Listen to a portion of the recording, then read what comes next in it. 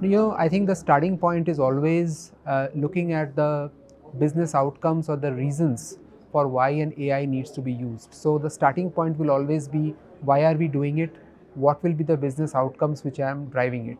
And the answers to these two questions will result in the right selection of use cases. So that's the starting point, number one. Number two is that it is always better to start it small, start it in a controlled environment, start it in a place where people are more recipient or more adaptable to the change, so that you have a slightly higher chance of success. And the third point is that once you have piloted it successfully, scale it to the rest of the organization.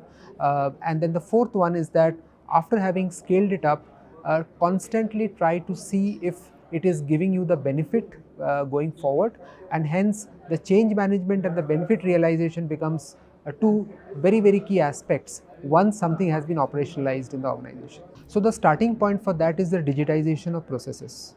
If you are able to cut down the manual entry points of the data by using either processes, by using either automated ways of entering the data, by using sensors and devices, by enabling your customers to use a more digital way of entering the information themselves, that I would say will be the starting point.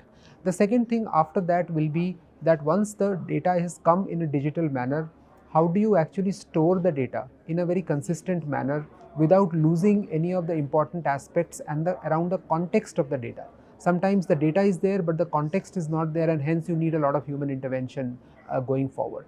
The third bit is maintaining the consistency across the organization. There will be multiple touch points where you are collecting the same data from the same person or same customer or same machine and all that.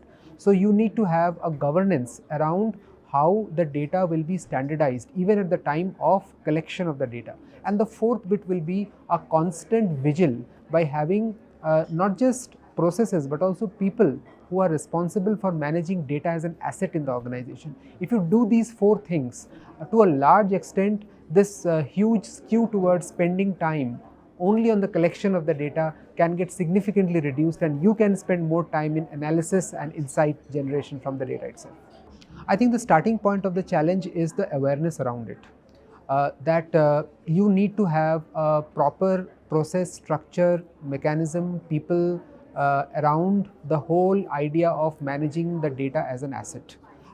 Once the awareness sets in, the next thing which is going to be critical is ensuring that you have a digital backbone to ensure governance. So it is not just about creating some standard operating procedures or creating a set of people. It is also about enabling them with the right tools and technologies which can help them to do their day-to-day jobs in a very structured and consistent manner.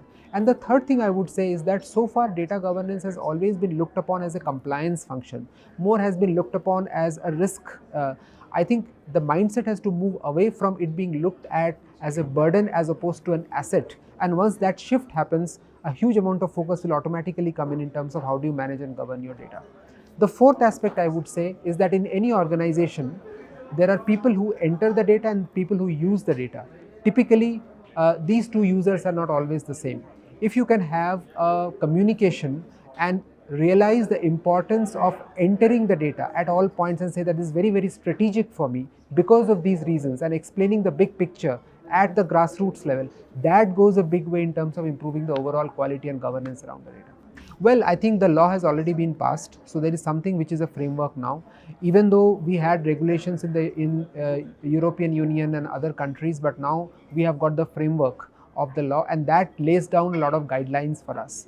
Apart from that, I would say is that it is just good business, because if you are able to protect the data, if you are able to use the data for its intended purpose, if you are able to even remove the data from your organization which you don't need, you actually save not just a lot of resources of your organization, but you also can take care of your reputational risk and other challenges. And hence data protection will be like any other aspect which you would like to manage well, and it needs to be an integral part of your entire journey in the organization.